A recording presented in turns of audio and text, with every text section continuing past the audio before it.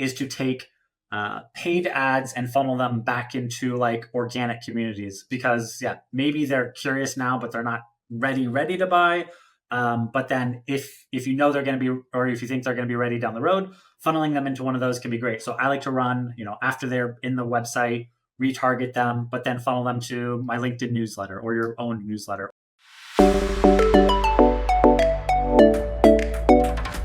Welcome to Agents of Change, a podcast about the future of B2B marketing, featuring insights from executives at top agencies. I'm Danielle O'Neill with Leadtail. Let's hop on in. Hi, welcome back to Agents of Change. I am your host, Danielle O'Neill, and very excited to have with me today Justin Rowe. He is the founder and CMO of Impactable. Hey, Justin, thanks for joining us today. Thank you so much for having me, and I am happy to be here. So we're going to talk all things paid ads. We're going to talk all things implementation, really what we should be looking for, type of content that works well, and even your ideas of what doesn't work. Before we get into that, you have a really cool kind of story of how you got to where you are that I think is probably not one that most of us in marketing have had before. We all have our own journeys into it, but yours was one of the most impressive to me, and I really enjoyed learning about it. So I'd love if you could share a little bit about that journey. Thank you. And I will admit my journey into my current position is very non-traditional. I actually came from the restaurant industry of all places. I discovered I was a restaurant operator, a market training manager for a fast casual brand, and I was looking for opportunities. I came to LinkedIn maybe 6-7 years ago, and I took an aggressive approach to try to find opportunities. So I I used the little free search tool bar to find HR managers, district managers, company owners in my city, and I started sending 15, 20, 30 connection requests a day to that group. When they accepted, I would introduce myself and just let them know, who I was and what I was hoping to do. And to my shock and surprise, I had tons of interview opportunities. I had lots of people reach out to me, and I started getting investment opportunities because I had unexpectedly become a very visible restaurant operator in my city, which taught me a very valuable lesson about how easy it is to dominate a very small segment. And most people think, it's impossible to dominate LinkedIn. It's impossible to dominate any industry. But if you break it down, there is still, to this day, 7 years later, there's not more than one. You'd be lucky if there's even one restaurant operator or one person in any given city trying to dominate LinkedIn in their specific space. But through doing that, I attracted investment opportunities. I took someone up on that and became a part owner of a small Potbelly sandwich shop franchise, which further proved the power of LinkedIn to connect with opportunity. And that's where I got the idea to start a side hustle, helping other people unlock LinkedIn. It turned into more of a lead generation agency, helping businesses connect with prospects and build targeted connections and a messaging sequence.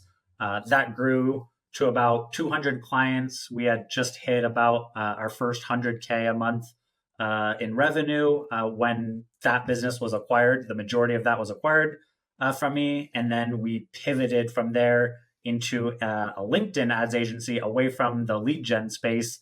And now we're about 3 years on the other side of that with investor-backed marketing agency, and we've expanded to other services. But I would say a very untraditional approach to break into marketing. But through that, I kind of discovered the main thing I actually really enjoy is marketing. I consider myself more of a broad spectrum marketer who's still much learning every month, every year, and learning more and more the things I don't know.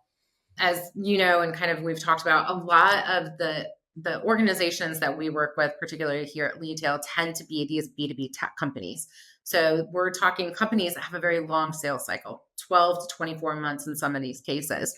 So when we think about the complexities of that and knowing that perhaps our targets aren't ready to buy right away, and we still need to keep nurturing, we still need to keep providing them this information, how do you really structure paid social for those longer sales journeys And what have you found that's worked well for you when taking all of this into account?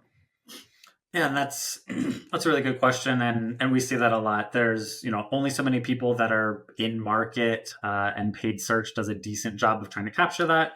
And then you still have to build brand awareness and kind of create some of that interest and demand that eventually you'll hope to capture down the road. So one of the ways that I look to balance that is first I do still I look to I love paid search, looking to capture what is in market. Now, I think it can be a mistake to think that paid search is there to capture that, and then then we need to figure out something else to drive like that net new in. I think first paid search is capturing the in market, but then there's still a lot of value in using paid social to nurture after that initial click, because just because they're in market, it's highly competitive. They're viewing 4 or 5 other competitors. So I do think the first and foremost place that I like to use paid social is nurturing my warm traffic, and specifically the in-market traffic, staying in front of that. Then, yeah, I do think there is huge value in building awareness with your ICP that will have a longer sales cycle, and using the retargeting layer to digitally nurture this group. And the biggest thing I think of, like in these longer B2B cycles, bigger LTVs, is it's not like ecom where they're just if you just hammer them enough with your logo, they'll eventually submit and give you their money. Like the biggest thing you have to overcome is trust. And I think paid social is a great medium to guarantee delivery of assets and content that can help overcome that equation. I like to pair it with thought leadership, but yeah, that's what I like to use it for most. Yeah, and I like that approach. And one of the things that we talked about too is kind of pairing that with, as you'd mentioned, the long term organic side of it, and then pulling in some other aspects. So I know we talked like LinkedIn newsletters, YouTube strategies. What else would you kind of pair into this whole strategy? Yeah, that's a good reminder. So in the retargeting layer, what I like to use digital or paid social for as well is to take paid ads and funnel them back into like organic communities, because yeah, maybe they're curious now, but they're not ready to buy. But then if you know they're going to be, or if you think they're going to be ready down the road, funneling them into one of those can be great. So I like to run, after they're in the website, retarget them, but then funnel them to my LinkedIn newsletter or your own newsletter, or showing them YouTube videos and directing them there, or directing them even the thought leadership ads from LinkedIn. If they're following your CEO or one of your subject matter experts, they're following their personal profile. Then even after they drop off, because that's the other big thing with these long sales cycles, like most companies I see, they have 90-day retargeting, they have 180-day retargeting, but no one's retargeting, and most platforms don't let you retarget for 18 months, like if that's your normal sales cycle. So if you can take them while they are in your paid channels and funnel them into something that you can nurture them more long term, then yeah, that could be a really efficient play to kind of balance those two out. I like that. I like that. And that kind of goes into where we want to go from here, so thinking about that marketing efficiency in that longer sales cycle. So where we've got these campaigns, and as you just mentioned, conversion may take months. In some cases, it may take 12, 14 months. So it's not going to be that quick. How do you avoid the questions of like, we're spending and we're throwing a lot of money at this, but we're not seeing those results. I haven't sold anything. My MQLs are looking sad. What do we do from here? And that's another big challenge with longer sales cycle is, yeah, you can't spend money in 30, 60, 90 days and then see all these tangible results, but you also can't wait 18 months to make that determination either. So there has to be some middle ground. So one of the things I decided like early on is that I want to be able to know that I'm headed in the right direction. And for a lot of mature advertisers, that's kind of enough, because they understand the long game. They're not asking, they're mature enough not to be expecting leads to be falling from the sky 30, 60 days in, but they need to know they're heading in the right direction. So on the channel side, I like to set up what I call like leading indicators or key page views. And so, it's not enough just to say these are the impressions and the clicks and cost per click. How many people are specifically making it to the pricing page, the contact us page, the about us page? How many people are starting the contact form, or going to these different things? Or if we have middle of the funnel, I guess one of the so key page views or things like that, key actions, I would track that. And ideally, theoretically, if those are building, it should only be a matter of time before the more meaningful conversions happen. And then the other thing I like to see is kind of the shift of audience. So if it's possible to look at like the quality of your website traffic and see maybe that shift over time, that maybe I'm attracting more of the right group, or yeah, that quality is shifting. Or if I'm tracking the size of my warm retargeting audience. So obviously early on in a marketing motion, you might be building a lot of awareness, but then ideally you should have a lot more people, either website visitors or in your retargeting audience, that's growing and the quality of that's growing. And that can be a great indicator as well, because at least that's a group of people or accounts that meet your ICP, and it's a growing group of people who know who you are, have at least been exposed to you, and a bigger pool that you can continue to work to build trust or build conversions from. But those are some of the things that I guess I would look to. And then as well as, if you are funneling people into your organic channels, that growth I think could be good and tangible. What is my newsletter growth, personal page follower growth, YouTube subscribers, things like that. Because theoretically, that if it's halfway decent quality, that should be leading to tangible results down the road as well. And I love that. And, that's one of the things that we always try to talk with our clients about too, is if we're running an ad campaign, we're running a paid ad campaign, something else, one of the metrics that I personally will take into account is what is our page view? So during this time, how many page visitors do we have? They're not always going to equate to followers, and that's fine. I want to see who's coming to see the information that we're continuing to share. So I love that point of what are some other key metrics that we can start to analyze outside of just these incredibly tangible ones. And there's one more around that, especially around ABM, because I think we're getting into that, is if you are able to see the movement of accounts in some way, shape, or form, that could be incredibly meaningful to decent companies. For example, I have this list of 250 accounts that I want to crack into, and it could be a year and a half. It could be a really long sales cycle before you're seeing a lot of meaningful actions. So in the meantime, like, how many of these companies went from completely never heard of us to they visited our website, or they've been exposed to 100 plus impressions from LinkedIn ads, or 2 engagements? Like, so you can see a movement, like, okay, there's a group that's somewhat aware of us. Now there's a group that actually made it to our website. Now there's a couple that actually trickled into like watching the demo or booking time with our one of our reps. Like, but it's a long journey, and even showing any of that movement could be really valuable. Yeah, and I really enjoy that approach, and just thinking of it as far as being able to track movement. And as you said, that kind of takes us right into ABM, which is our next point. It's interesting because it feels like ABM is suddenly having this resurgence. Everybody was talking ABM, 5-7 years ago, and all of a sudden my LinkedIn feed is full of people that are telling me the importance of ABM. And we're like, yeah, I know, we've been there, done that. We're still doing it. So when we think about ABM, particularly with like LinkedIn ads, how do you approach what the work is, especially when we want it to work alongside some of our other channels? So, programmatic, I know is one that you had mentioned. We're thinking like Facebook ads or YouTube. How does all of this work together? So the one thing I like about LinkedIn ads being part of an ABM kind of program is that, in my mind, and maybe I'm somewhat biased, but I believe LinkedIn's probably one of the only platforms that B2B buyers log in and they actually are not just okay with like being influenced on buying decisions. Like, just to some degree, they expect they're logging in to move their business forward. They want to know what their peers are doing, what new strategies. So they're not logging in to be entertained for the most part, though they actually are very open to that. So I feel like it's a great platform. That combined with the targeting, like you could have an account list. You don't actually need the prospect list. You can upload an account list to LinkedIn and then use the native filters to get the decision makers. And the thing I love about that the most is that stays dynamic as the CMO changes, as the head of sales changes.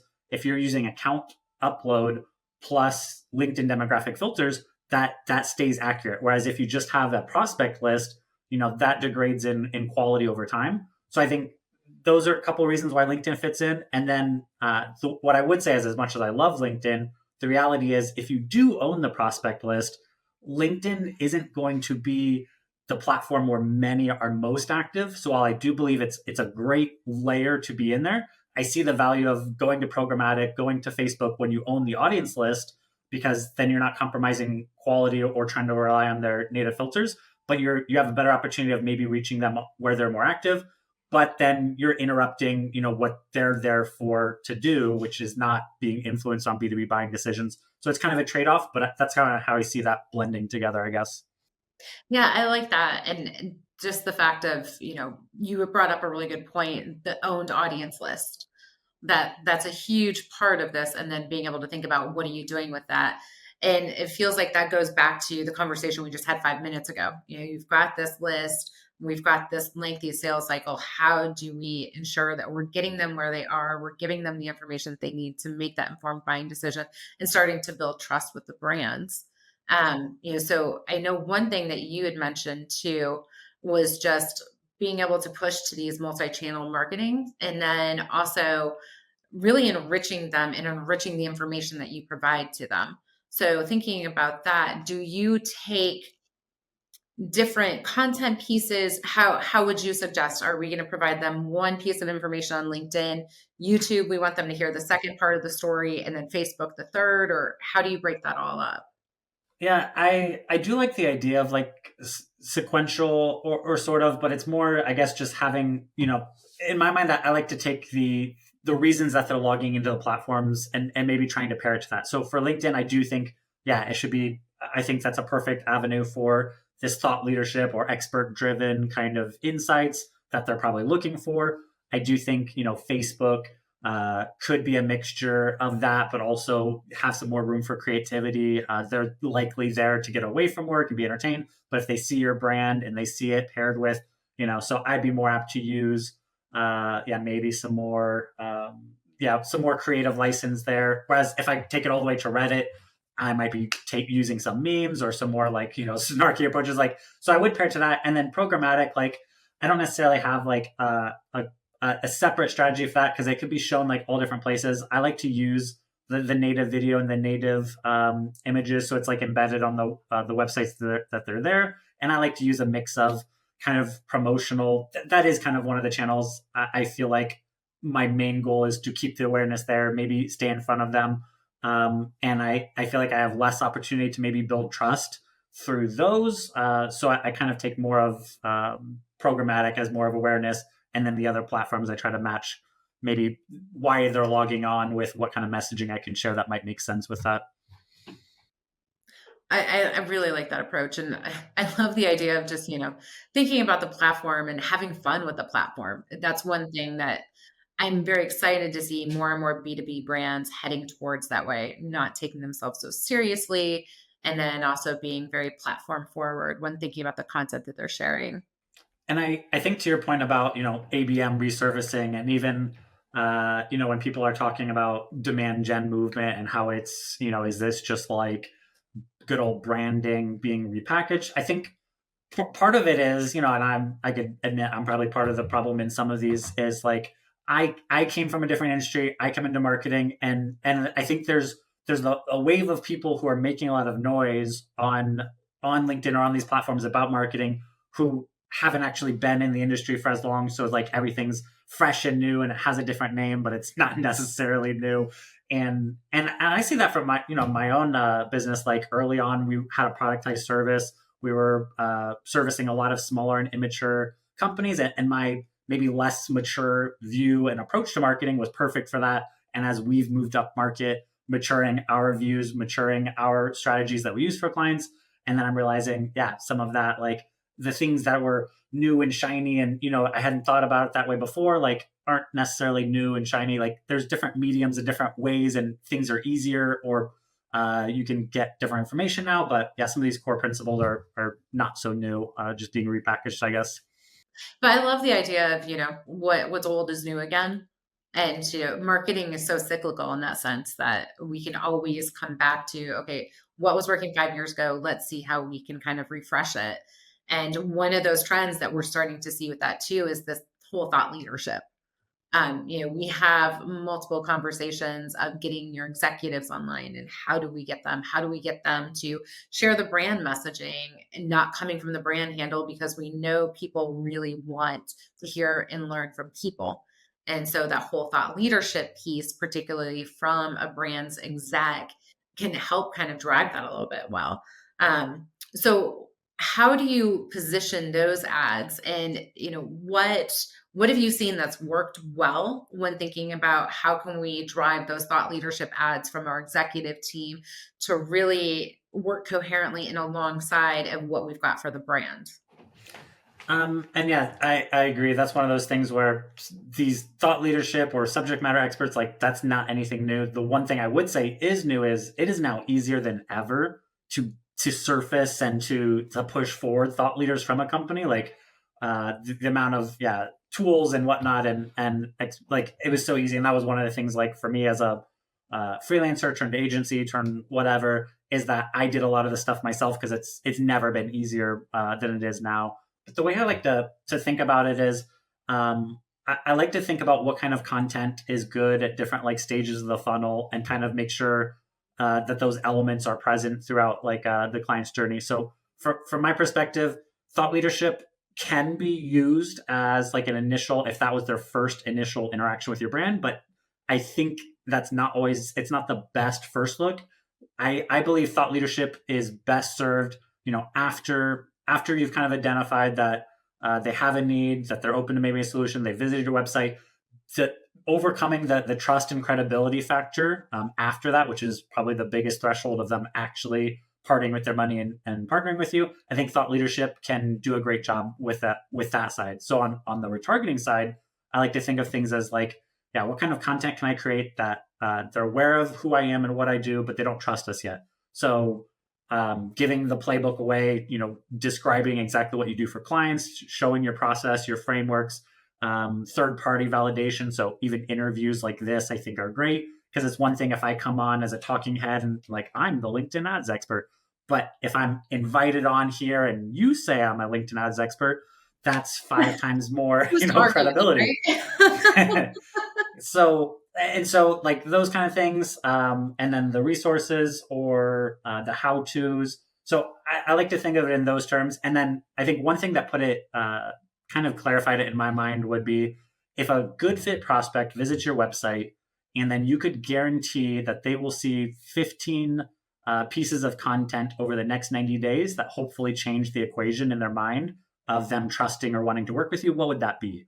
And once you can kind of curate what kind of things you'd want to show them or make sure they get exposed to, like that becomes great ideas or assets for like thought leadership or retargeting campaign that you absolutely can, through monitoring frequency, almost guarantee distribution of those assets that hopefully do change that conversation. And that's great content to make or think of for the thought leadership side. And I actually really love that way of thinking about it. And, what a great way to frame how important that content is. We are very deep in the age of AI right now. Everybody is talking about AI. How are you using it right now with these LinkedIn campaigns? And then what is working, and what, in your opinion, still needs that human touch where AI is not going to be able to fill that? Yeah, and this is always fun because I've talked to so many people, and I would say like 95%, it's like, yeah, we should be using AI for like all of these things. And it's like, what are you actually using AI for on a daily, weekly basis? And like, okay, well, content idea, inspiration, and a couple of things here. And so uncovering the actual things that are like legitimately useful and practical is actually harder than I think most people think. But some of the things that I think are super practical and easy is that AI is incredibly good at taking original work that someone else, like original copy someone else made, a structured prompt, and spitting out 10 to 20 variations. And you could even structure it to say, use this type of writing style that focuses on like a positive spin for these, focus on a negative spin for this, focus on the, this framework of copy, and create different variations. And so taking original work and getting variations, that's super practical, even with unsophisticated prompts. That works really well. The other big one that I really like is it's actually really good at doing the time consuming data analyzing. So it's very mundane kind of task. It takes some expertise, but just sifting through the data and seeing like, okay, I have these 100 ads, which ones are the best? And you're looking at the same things, like what's the highest cost per click, pair that with also a good click-through rate and blah, blah, blah. Has there been enough spend for me to know if that's statistically significant? And so you could, build a couple of rules and then have AI like dump the campaign like information into like ChatGPT and give it some prompts, and it could actually give you some meaningful insights from your data versus you spending 2 hours poring over that. So that I think that's super practical. And then another one, just from like a campaign management, would be dump your weekly reports, like data into there, and whatever changes you did, and then like that becomes a custom, basically chat gpt that could be a change log and insights. And if it has your weekly numbers and whatever you changed, it can then, because again, I have a terrible memory, so I'm like, oh, we're seeing like a huge drop in results. What did I do last week or 2 weeks ago that could have caused this? Go back through. LinkedIn doesn't have a good change log. So I think even just like having that be kind of your repository of where you're putting information, and then you can query it and say, hey, what was the last big change I made last month? Or, what do you think the commonality is between like the results going up and down and or the changes we've made? That could be incredibly useful as well. Yeah, and that's actually one of my personal favorite ways of using it. Is a lot of times I'll just drop in some data from, previous month, or let's look at the full aggregate of 12 months with this campaign. What's working here? How are they accepting the information? We are huge Notebook LM fans here, and just, being able, to your point, drop something in and have it spit out a bunch of different ideas for us is always helpful when we're thinking about the marketing. I have the latest versions of GPT. I think it's like the whatever 4.0 or something. Like it's actually getting really good at putting image on or text on image. But I would say I would still I still probably wouldn't lean on it to be creating ads, although it is possible. The one thing I have seen is you could also have a structured prompt that says, here's my five top competitors. Go to their website, look for these things, compare that to my website, and maybe help find the intersections between like what we should focus on. Like, what do we do that's different? Because so many people just focus on like, they just want to be one of the big players. So they just want to emulate them and they just want to like copy them. But really, your sweet spot is like, this is what they do. This is what you do. Where's that sweet spot of like what you do that they don't do? And I would focus on that, because the people that need that, like, if that's what they need, then the other big players like aren't going to be able to satisfy them. But if you're just trying to be like the big dogs, like, that's the only thing you're going to fight on then is like price. Like, okay, I'm like them, but I'm a lot cheaper. And that's not necessarily what you want to be competing on. So I do think it can really help with like research type stuff, especially around competitors. And now with the delay or the task, you could have it like run that on a, regular basis and give you some information that might help. Yeah, for sure. And that kind of brings to the idea of this organic amplification too. So if we're pulling in this data, we're looking at what are our differentiators between us and our competitors. What have we seen that's working well for us so far? Then we can take that and we can think about how to use the paid with that organic implementation. I know you've kind of gone through some of this a little bit, but what are some other ways that you look at really supplementing what it is that we're doing on organic to help paid just take it to that next level? Yeah. And this is one thing I really try to do for most marketing channels or motions is like I realized how disconnected everything was in a lot of organizations, where it's like we have blog content and then we have organic content and then we have paid ads. And then even within our paid ads, we have these four channels, but like literally none of them are actually connected to each other. It's not like we're learning from our organic posts and then turning those into longer form blogs and then amplifying with ads. Like none of it's connected. So one of the things I really like to do is think of, well, I grew originally our agency, and it's decent part of our pipeline still, through organic. So I learned really early on that organic is not just some checklist item that you need to do that doesn't really have any big impact. Like it actually, if done right, can have actual impact on your pipeline. And so it should be something that you're testing, you're iterating on, you're trying to find out what resonates most with your audience. And when you find that out, when you have organic posts that resonate and get, ICP fit engagement and comments, and ideally DMs, people reaching out for interest, I would use it as a proving ground, because it's really low friction to get a lot of stuff out, to test messaging, and it doesn't cost money, it just costs time.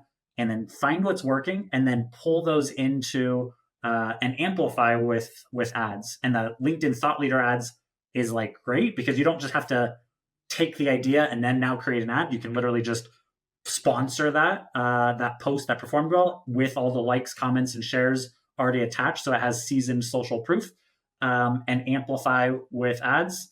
And then, yeah, if that's working effectively and driving, I would then, yeah, maybe look to recreate that on other platforms and leverage as well. And then that should tie in together and that should influence one another. And then you should be learning from that and iterating or figuring out, hey, this type of message works best with this industry. And in LinkedIn specifically, that works really well because I can say, okay, they visited my website and they're a SaaS startup in this. Here's my content that does well and specifically is geared towards that group. Whereas here's my content that does really well and is geared towards financial services. And so you can actually segment out your content and segment out the targeting to kind of curate that journey for different people or organizations as it grows. And I think that's a combination I don't see enough of people leveraging those two together. Yeah, no, and I agree. I agree. When you think about the different type of content that you see sponsored, there seems to be a disconnect there when you visit like a brand page and see what's happening for sure.